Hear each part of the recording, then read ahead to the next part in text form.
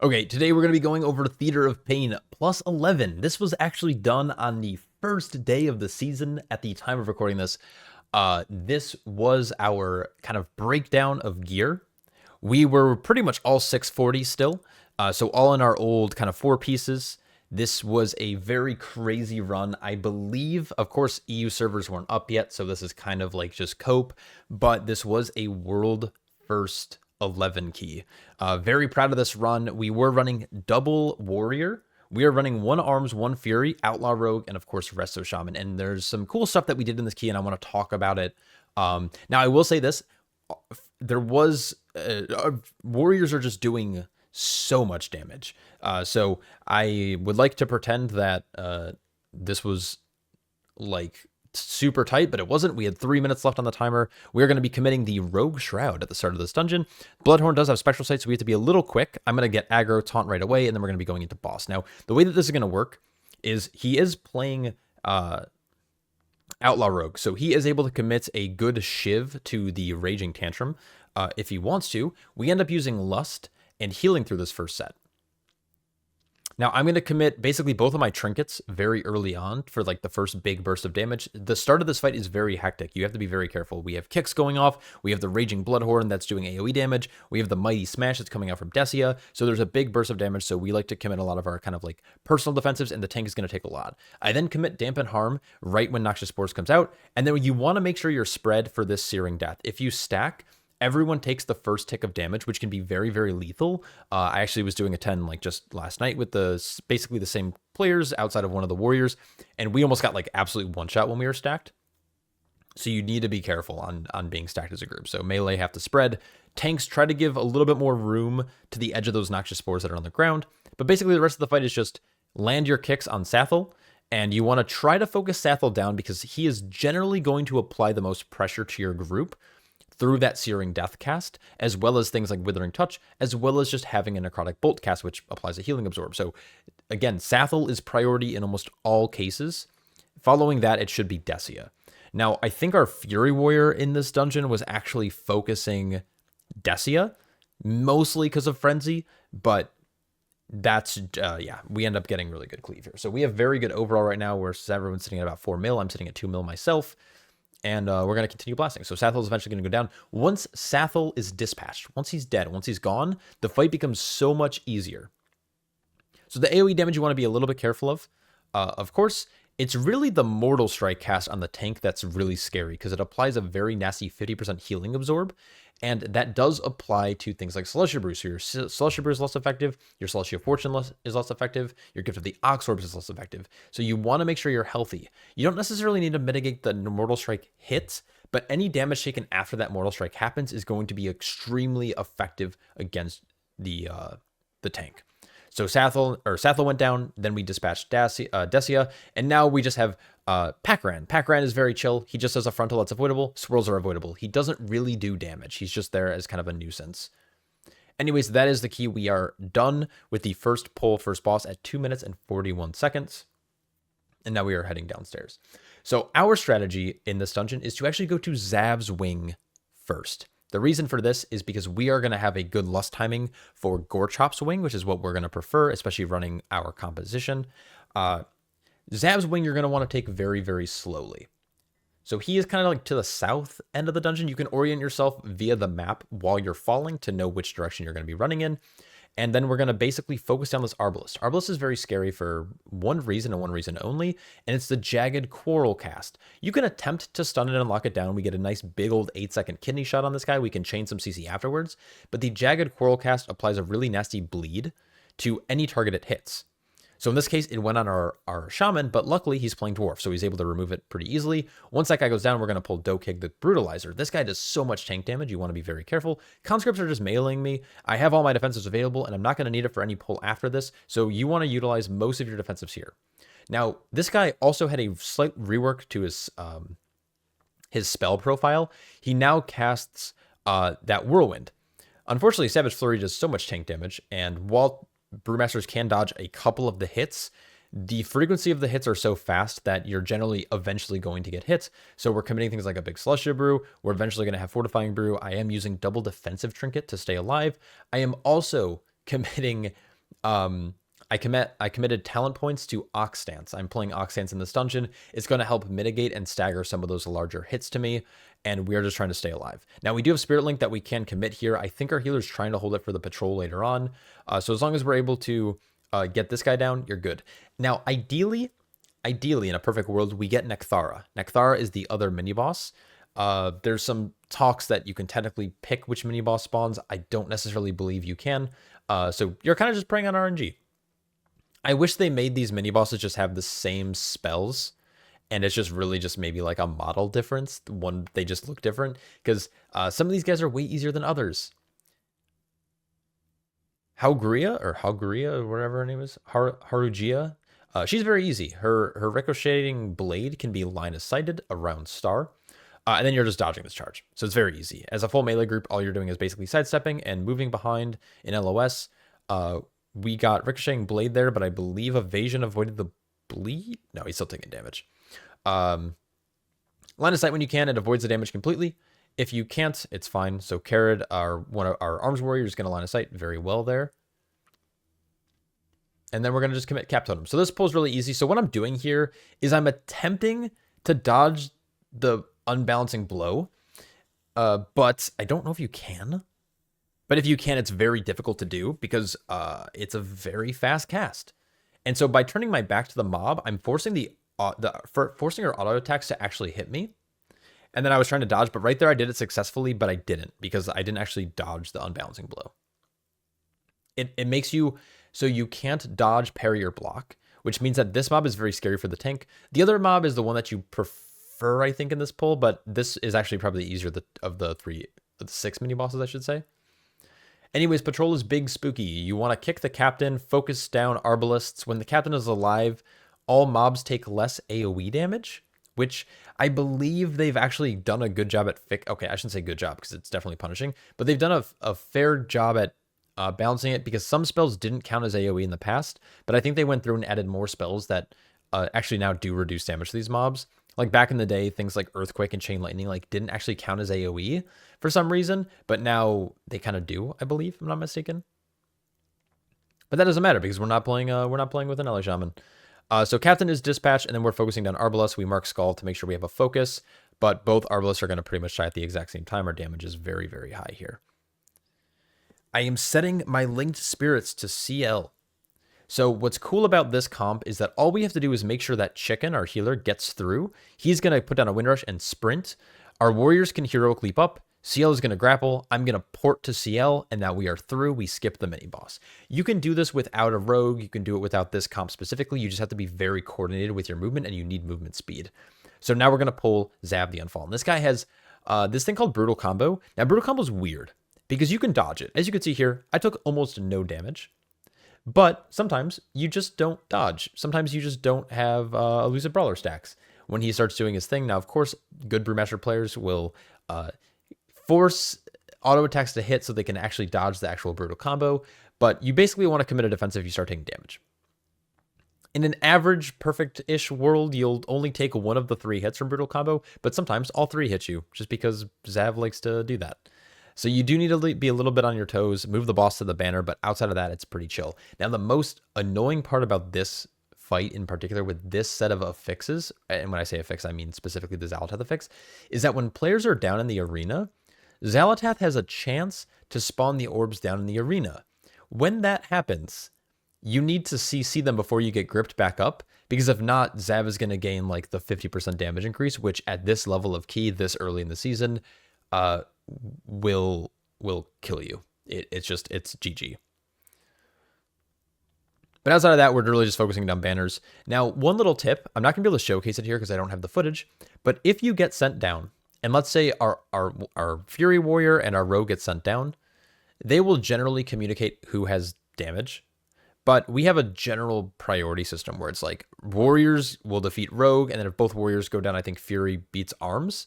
But basically, if you're 2 melee, what you want to do is you want to turn around, whoever's trying to die, you turn around from whoever's attacking you, and you spam sit. By sitting, it guarantees critical effects. It also guarantees that you won't dodge attacks. So it allows you to kill whoever's down there very quick. So our Fury Warrior is doing that right now to our Arms Warrior.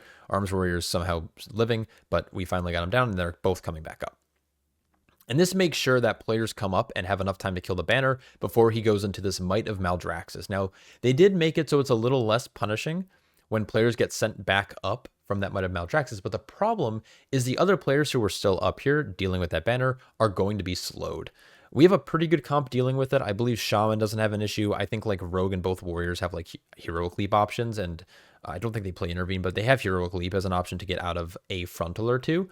But you ideally want to kill banners before he does Might of Maldraxxus. That's kind of the play here. So when you can kill banner and focus it down, you definitely want to be doing that.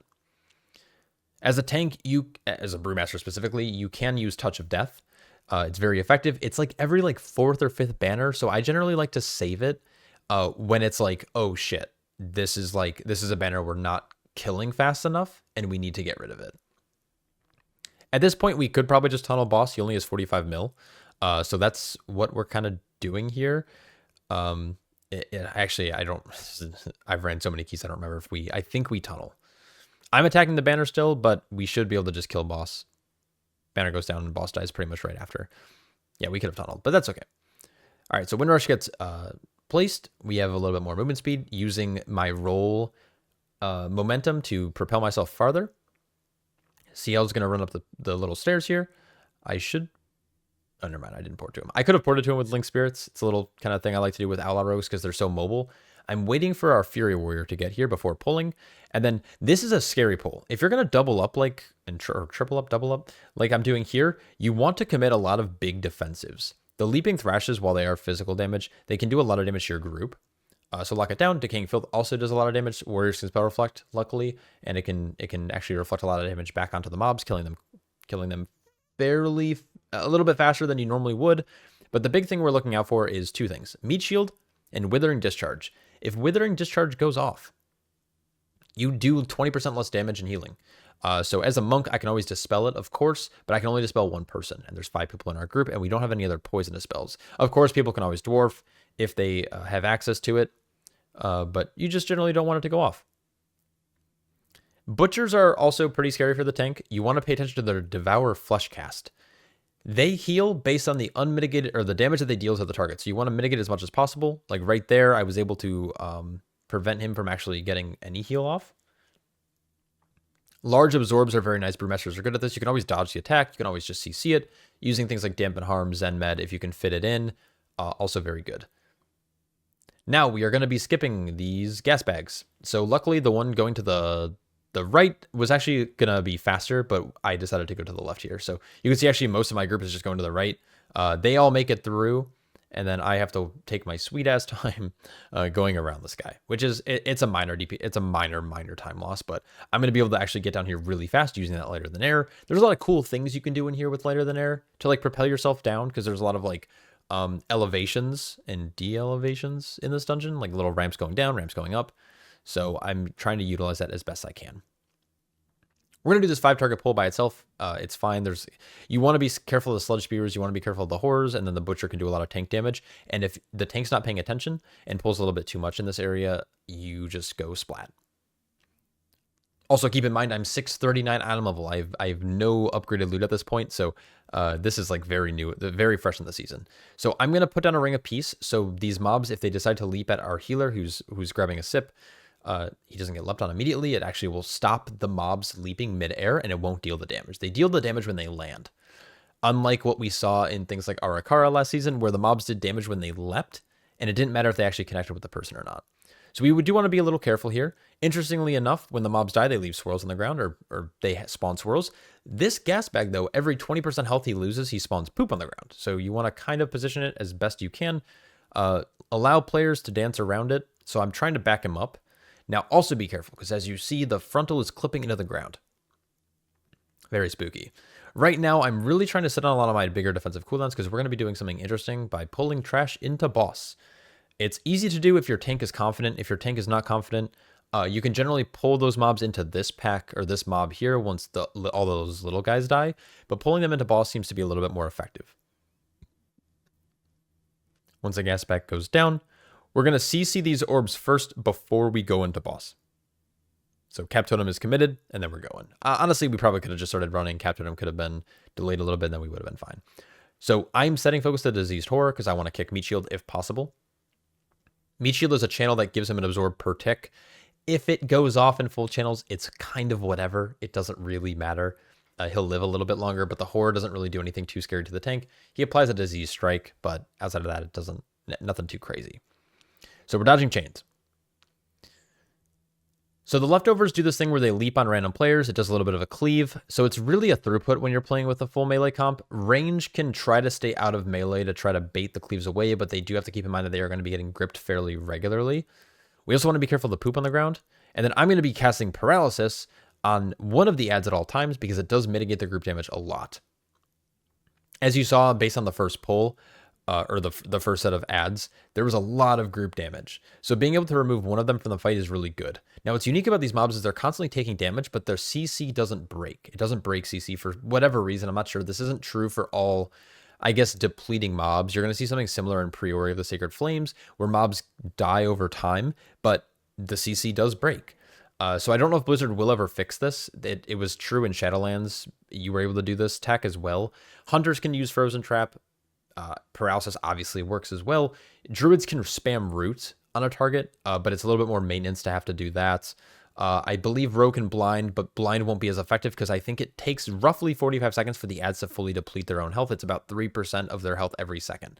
So whatever that math ends up being. Anyways, I can pretty much paralysis every other set of ads if I want to. So here we go again. I'm going to be casting Paralysis. And then I commit a Ring of Peace just to push him a little bit further into the corner here. That was a very bad chain movement on my part. I should have just went to that side instead of doubling back. But that ends up being okay. So I definitely want our healer to not stress too much. As you can see, I'm doing about 1 million HPS, which is a lot. This was similar to Kul'thor requirements. Kul'thor, Nalthor the Rhinebinder in Necrotic Wake. A lot of damage on the tank here. Most of it is physical, which is kind of nice, but it is still pretty brutal. I end up actually not using that many, like I still have all my defenses available. The scariest part of the fight is definitely the start, and once you have 2 leftovers in the pull. But outside of that, it's good. Hateful Strike is the thing you would want to mitigate. It is physical damage though, so most tanks are going to be generally pretty comfortable with this boss. Last set of chain dodge, and then we're going to be going up to the final wing of the dungeon. The Altars of Agony, I believe it's what it's called. So cool thing that we're doing in here, we're going to be doing a big old skip. So someone in my guild was, they got a weapon on their, hero weapon on their arms warrior. So very cool. I don't know if that's a good weapon or not. Anyways, this next zone, my routing video, if you happen to watch it, the route video is probably bad. I would recommend doing a new route in here, and you'll see that here. I'll also probably maybe do an updated video as well.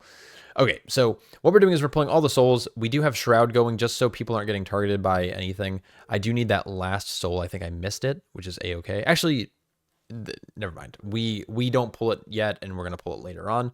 I'm going to pull this Guardian in. This pull is very spooky. We have a Curse spell, luckily. So Curse spell is going to get committed to whoever gets Shadow Vulnerability. Went on easy knees there. He was able to remove it. Bind Souls, we're going to try to keep CC'd whenever he's doing his Souls from cast. This does a ton of group damage. So we're going to commit Ring of Peace to knock the mobs away so they're not doing Bind Soul. We're obviously going to use some of our kicks when those Bind Souls are going off once they start casting again, I think. Or we're just going to kill them and it doesn't even matter. And then the Soulstorm guy, or the Portal Guardian guy, is going to die before he gets his second Soulstorm cast. That's generally the cadence you want. You don't want to ever see more than one here. Here's his second cast going off, but we should be able to kill him quickly. I believe we're saving Link for the next one, I think was the idea here. But waiting for orbs. I forgot to pick up the orb. And so one thing that we actually did is we made an audible call because we were actually at this point in the dungeon, we were talking. We're like, okay, so the mobs have been updated. The other necromancer guys, I forgot what they're called. They spam, or the Maguses, they spam Bone Spear now. And Bone Spear is basically a one-shot at this difficulty, especially with 640 item level or less. So we decided to actually pull all of these Soulbinder mobs instead and pull as few Maguses as possible. So we only end up pulling 2. I think the route that I originally recommended had you pulling a lot of them, but that was under the assumption they still spammed Gravespike, but Gravespike has been removed from their pool. I don't know if this is a bug. I don't know if it was intended, but basically these Maguses are very, very, very lethal. They are effective because you can purge their shield off and have very effective damage. Our Shaman, it was a little bit late on the purge, but we eventually got it. They can die very quickly, but these Bone Spear casts, literally anyone it goes on will get one shot, and it's no longer spell reflectable. For some reason, Blizzard hates fun. So we're going to actually end up killing this guy before he gets a single one off, and now we're focusing down the Soulbinder. Once the Portal Guardian is low, we're going to pull to the right. So we're pinging the left because we're talking about the Maguses, so we're going to go to the right, so don't worry about the pings. And so now we're, at this point in the run, we're actually totally making this route up at this point. We have not run this route before. We don't know exact percentages, but we're going to make do. Now, keep in mind, we skipped the first pull of the dungeon, and we skipped one of the mini bosses in Zab's Wing, which are worth 7.5%. So we have to make up a lot of count. We have to make up, give or take, 10 to 12%, which is a lot. And we're going to be doing that here by utilizing these Soulbinders. Now, I'm going to be picking up the orb, and once again, we're not going to the right. We're going to the left. And so what's interesting about the left is there's a little bit more dodging you have to do. There's, of course, multiple curses, but this actually allows us to pull a little bit more aggressively. I'm able to actually, if we wanted to, I can pull in the left or right-hand side. Now, we're looking pretty good on time, so we don't actually do that till a little bit later. I believe in a later Theater of Pain run that we ended up doing on just a +10, we actually have adapted this route a little bit more to double up and triple up some more pulls. But we are right now looking good on time, feeling good on time, so we're just trying to keep it clean. These guys are annoying because of that mechanic right there. If you're not paying attention, it's very easy to get knocked off. Back in the day, monks didn't have access to lighter than air. We have very good counter to knocks. So does Rogue, so does Shaman, so does Warrior. So honestly, the knockbacks, outside of the fact that they hit you for a lot, if you can live the knockback, you generally won't die. So now there's one left. We're going to chain to the left. The thing about these is the Bind Souls don't really do much anymore, and it's a one-kick rotation on the Soulbinder. It's just, or I shouldn't say one-kick rotation, but it's one mob we actually have to kick. The Bind Souls can just be CC'd, they can be displaced, they can be knocked, they can really be whatever. So that is what we're trying to do here. Captain is going to get committed. I also use Leg Sweep. And then we're going to go, once the Necromancer or Soulbinder dies, we're pulling him into the other pack. And that's pretty much it. So this route's a little weird. So we missed one mob earlier on, which I alluded to earlier. We're going to end up pulling it after Kul'tharok. It's not going to be a big deal. In future runs, we were able to just snag that guy in, and we actually end up having a perfect 100% count route after this next pull. Kind of. So this next pull, always let the tank go through first. There is tech where you let Warrior go first, and they can get a Spell Reflect on Spirit Frost. Spirit Frost can do a lot of damage. On this difficulty, it's about 6 mil. But you do need to then make sure you're kicking the Soulbinders and obviously the Bone Spear on the Magus. So Chicken commits his first kick there. I kicked the Spirit Frost because our Warrior didn't go through first. Again, something we've been adapting on.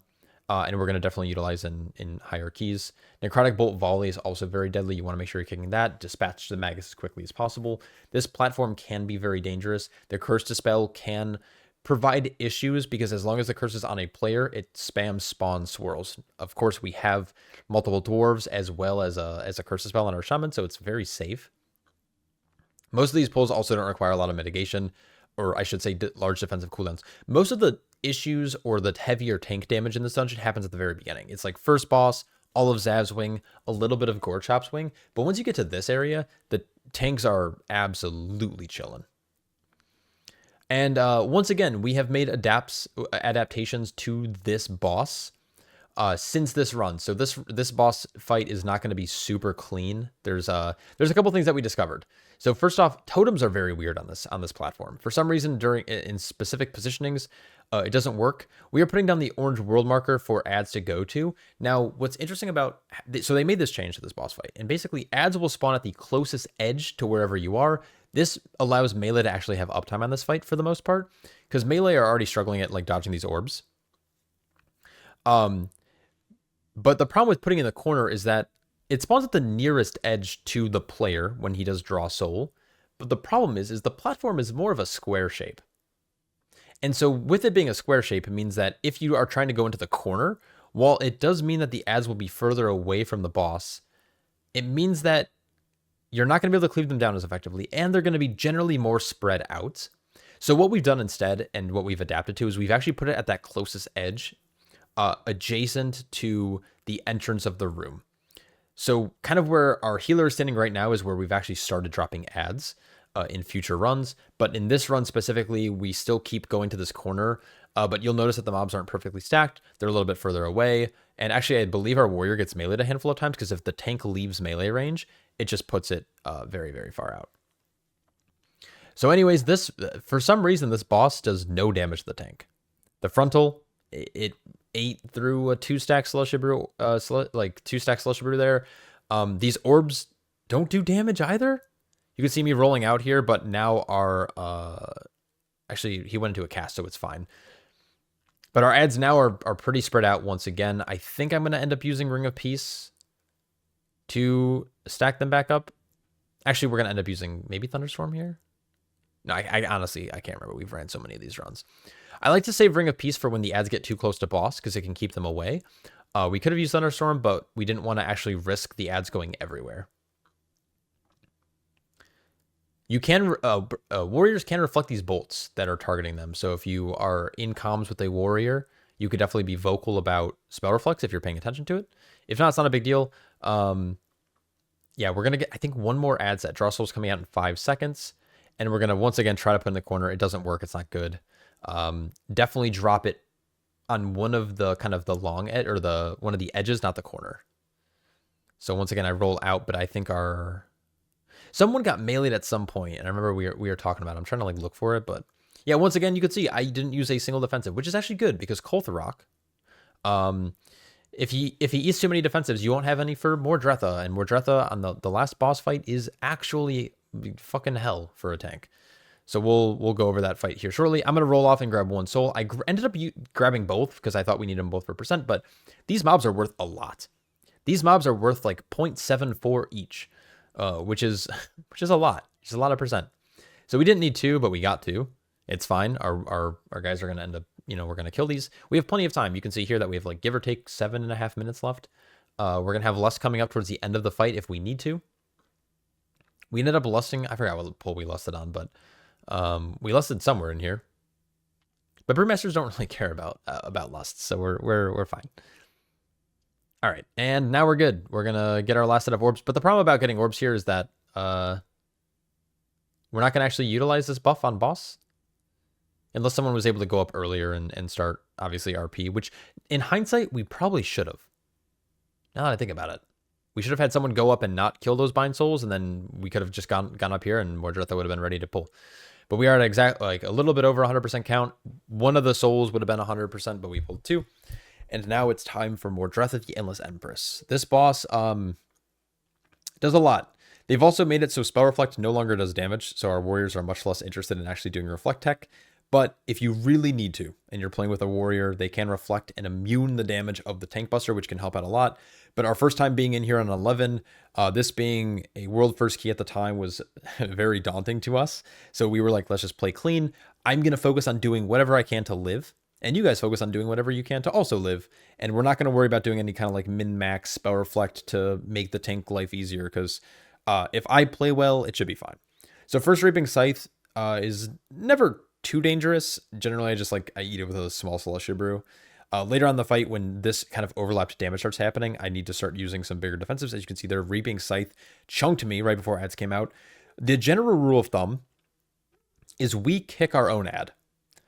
With a full melee comp like this, and with a healer kick, it means that everyone can do so. And then normally, and this is something that we've actually figured out since we've done this run, is you need to rotate CC. So Shockwave is very good. Lake Sweep is very good. We would generally want to use Cap Totem as well, but the problem with Cap Totem is that we're utilizing it to actually get rid of the Xalatath orbs, which can be very problematic later on in the encounter, especially in phase 2. So we have double Shockwave and Lake Sweep and AoE Blind. That could be fairly effective for stopping casts. But as long as everyone kicks their own ad and moves into melee, threat isn't too big of an issue. So here we go. We're going to probably commit Cap Totem here. It's going to get rid of all the orbs and we're chilling. Now, pushing this boss, you want to do it at the right time. Because if you push her to 50% at the wrong time, the overlaps can be lethal. So here we are, we're kicking our own ad, then we're moving into melee so I can get threats, and we're Gucci. We have to be a little careful of this rift. I'm going to Ring of Peace the mobs away, but actually we ended up killing them just in time. Then this overlap right here, this Echo of Carnage, does a ton of damage. So we're going to commit Rally, and we're going to commit some of our other defensives if needed, and we are good. So I think the Warriors were in D stance, but it's overlapped by Rally, and then they swap back.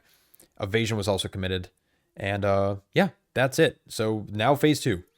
It's all the mechanics from phase 1, but now you have to dodge swirls and dodge cows. So we're going to start with cows here. Actually, we started with technically the contenders, but cows are next. Dark Devastation, we try to bait at the edge. Notice where I'm positioning the boss. You don't want to be up near the edge, but you also don't want to be in the middle of the room. So there's like a fine like little line, kind of on like this hexagon shape, at the edge of the hexagon shape here. The gold or more colorful, I've heard. I mean, nothing's colorful in this fight. Touch of Death. I commit it here. Touch of Death is kind of nice for any ads that are kind of like out of the way. Unfortunately, our warrior did go down to one of the charges. That was like a really cursed bait. We still had ads up. We had cows charging across instead. That Reaping Scythe. How did I not take damage? That was weird. We are getting the battle res now, kind of out in Narnia. We get the battle res off. We have now cows. We're trying to bait the Dark Dev after a Reaping Scythe to make sure that we aren't accidentally getting clipped. And this fight, yeah, this fight is very spooky. I think we end up having one more death on this fight, but again, with this much time left, we're kind of chilling. It's pretty much play safe, big IO. So again, everyone needs to kick their own ads and then get into melee. That heroic leap happened a little too early from our warrior and ended up dying. I can't tell who leaped in. I think the leap actually killed. Cows are charging at a weird angle, so we have to be a little careful. We have to be careful of grip. We're baiting frontal away, and then we're rotating to the left. And I'm out of defensives. I do have... So what's interesting about Reaping Scythe is it has a lot of shadow damage elements to it. So if you commit Diffuse can actually be pretty powerful. I like to use Diffuse on overlaps when it's like with ad spawns, because that's also pretty scary. But that's it. That's the key. Very proud of this run. Very, very proud. This is one of the easier keys if played well. I think making sure you get the right kicks. Don't overpull, but also don't underpull. And deal with the Xalatath effects as you can. So yeah, I hope you guys enjoyed that run. It was pretty fun to do. It was obviously fun to talk about. Let me know if you have any questions down below, and I'll catch you all in the next one. Peace.